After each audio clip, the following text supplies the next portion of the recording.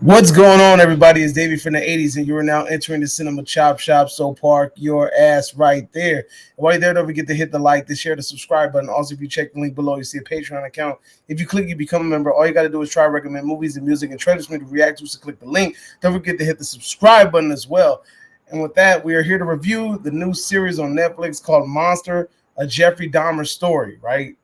Yeah, the Jeffrey Dahmer story. Now, this show is produced by Ryan Murphy, who has also done American Horror Story, and is starring Evan Peters, Niecy Nash, Molly Ringwald, Michael Learn, and Richard Jenkins.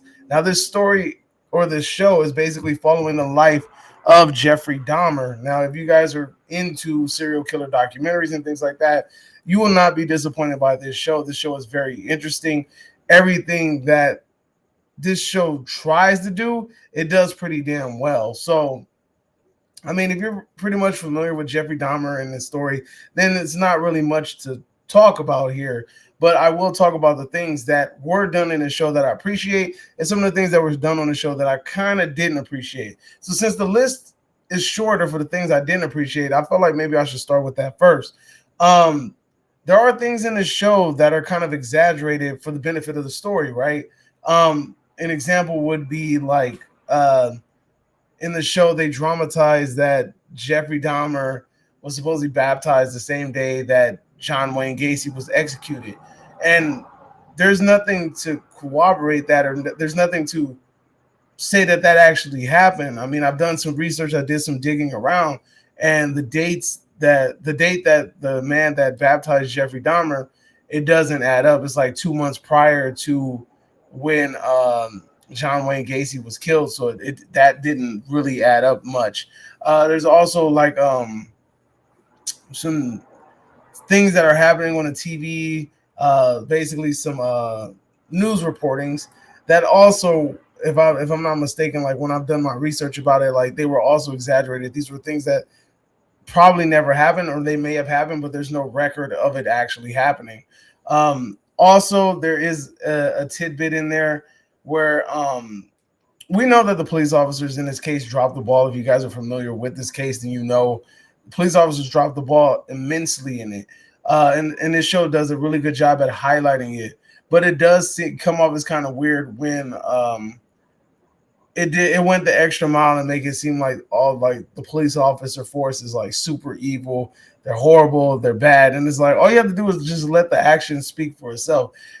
When you start to fictionalize things in order to make it more, ooh, we hate them, I think that's when we get to a point where it starts to kind of take away from the powerfulness of the actual story. So I think those are like really my only gripes with this show. Oh, also, I'm not too much a fan of shows that are the storylines are in non-linear form. So meaning like it doesn't start off at one point and keep progressing.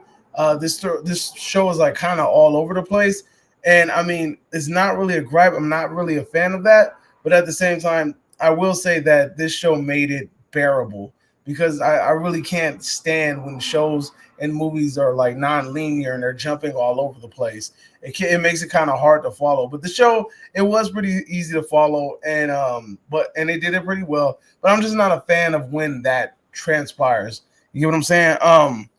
Now off to the good. Evan Peters does an amazing job. He nails Jeffrey Dahmer to the T. I think he did really freaking good, like really, really freaking good. It kind of reminds you of Mindhunters sometimes about how they just picked the perfect actor to play this deranged psychopath. Um, Also, if you guys are fans of like the cinematography of the Joker, then you will notice that there are some striking similarities in the cinematography and the setting and the tone of this show, and also with the Joker. It's just like these dark tone string instruments, and it's following like this moody scene of just like pure insanity, and you're just like, damn, like they really did a good job at like setting the freaking mood of the show. Like it was really good. Um, Also, just the soundtrack was amazing. Evan Peters did really good. Niecy Nash was very enjoyable. My aunt was very happy to hear that Niecy Nash was she was in this TV show because she's a huge fan of her. Um, like I said, overall the show is freaking phenomenal. 10 episodes, amazing. And then also on top of that, in this show they kind of briefly talk about two other killers, and it leads me to believe that there's a possibility of more of these shows coming into fruition, because we had the Ted Bundy one with Zach Efron, which I wasn't too much of a fan of because I didn't really like the way they decided to tell Ted Bundy's story. If you guys aren't familiar with it, it talks about Ted Bundy from the time of the trial, and it doesn't really talk about Ted Bundy prior or talk about most of his life. It really just goes really into like Ted Bundy around the trial and him trying to convince people that he was innocent. But I digress. That's something for another day. But yeah, dude, Evan Peters is an amazing job, and they talk about the killers that come up is John Wayne Gacy. The actor that plays him looks spot on like him, especially in one particular scene that I'm not going to ruin for you, but he looks just like him. The dude that plays Ed Gein looks just like him. It's crazy. It's really freaking crazy when you're watching it. How haunting this shit is, because it really puts it in perspective that these are things that really happen. When you watch horror movies and things like that, you can always keep in the back of your mind like, oh, these are works of fiction, it's whatever. But this actually transpired. A man really did these heinous acts, and that's always something that you want to keep in the back of your head as you're watching this show. They did a pretty good job at trying to stay historically accurate throughout the TV show. There were some inaccuracies, such as, like I said, we don't know if the police officers were harassing that Laotian family. There is no that Jeffrey and John Wayne Gacy didn't get baptized and freaking and murdered on or executed on the same day. The manner of which they show Dahmer getting killed in this was accurate, but there was something prior to that was inaccurate. Dealing with another inmate that was in the room at the same time. Also, the motivation for the man who killed Jeffrey Dahmer, it was partially true. I want to say that. I'll just keep it at that. It's partially true. And there's something else. I feel like I'm missing something else. Something else is a complete work of fiction. There's something else. I just can't remember. Hey, Cleo. Good Lord. There's something else. It's going to bug me. Crap. I can't think of it right now. But yes, definitely there are some scenes in the show that are completely works of fiction, and they're just done for the cinematic part. Oh, Niecy Nash's character. All right, Glenda. All right, so in this series, Niecy Nash's character, Glenda, I believe, she is like the main one. She's presented as Jeffrey Dahmer's neighbor. She wasn't Jeffrey Dahmer's neighbor. She was the person that stayed across the street from Jeffrey Dahmer. She is the one that found the boy wandering in the streets. Her and her family, that is accurate. She is the one that called the police. That is accurate. She is the one that got the award. That is accurate. But she is not the one that lived next door to Jeffrey Dahmer. That belongs to some other lady. I forgot. I want to say her last name is Baxter. I could be 100% wrong. But yeah, what they ended up doing was they fused Niecy Nash's character, Glenda, with the actual neighbor, and it kind of mixed it together. Because the neighbors talked about, oh, he was always making sandwiches for people, et cetera, et cetera. And but that character, specifically that Niecy Nash is playing, did not have as many confrontations with Jeffrey Dahmer as in the TV show, and that's one of the biggest inaccuracies in this show. Was it done? It's done completely for dramatization.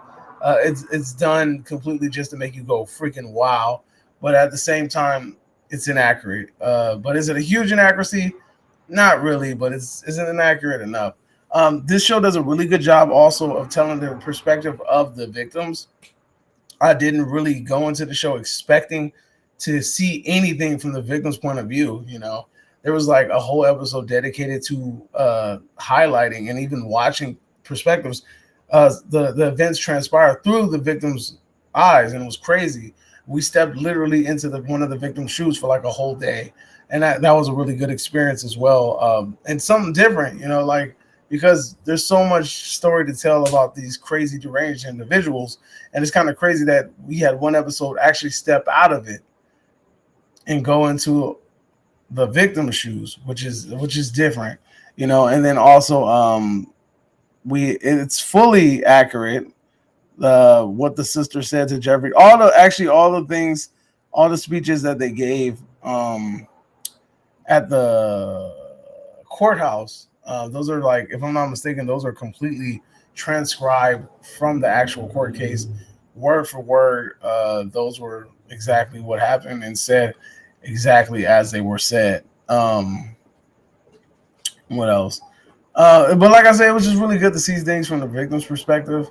Um, it was different. It was way different. And then sometimes you're not aware of the severity of some of these atrocities that this deranged individual committed, and then when you watch it unfold in the TV show, you're like, fuck, like, this man really did do some fucking heinous shit, And it's like, you also see how the time period played a part in that as well. Not played a part as in, like, oh, it played a part in him becoming deranged. It played a part in him not receiving treatment, or, like, now we have all of these things where it's like there's red flags, and there's signs, and there's people that'll talk about this stuff, and like, it's a whole thing now. We're a lot more aware of mental health now than they were back then. So that also plays a part. But I love the show. The show did a really good job. I heard some people saying that they're trying to humanize Jeffrey Dahmer. I don't agree with it. They're just treating him as what he is. You got to go into the show and you got to appreciate it for what it is.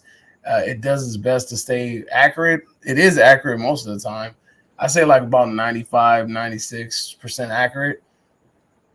The biggest inaccuracy, like I said, is Jeffrey Dahmer's neighbor. But outside of that, everything else is kind of teeny and small.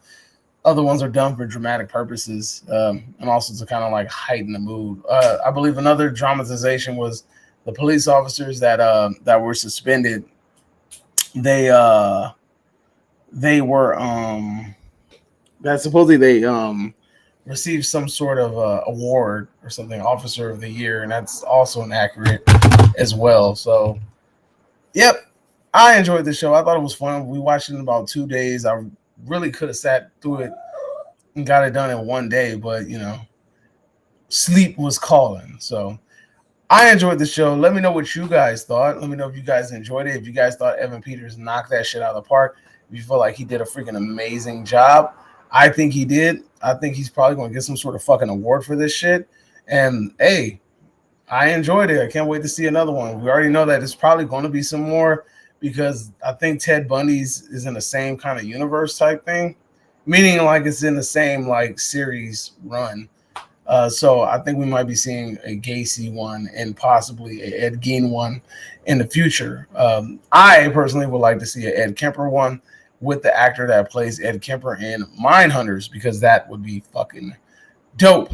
But that's all I got. That's my review. Let me know if you agree or disagree, whatever the case may be. Drop it in the comment section down below. And you are now exiting the Cinema Chop Shop. Hope you guys are having a magnificent day.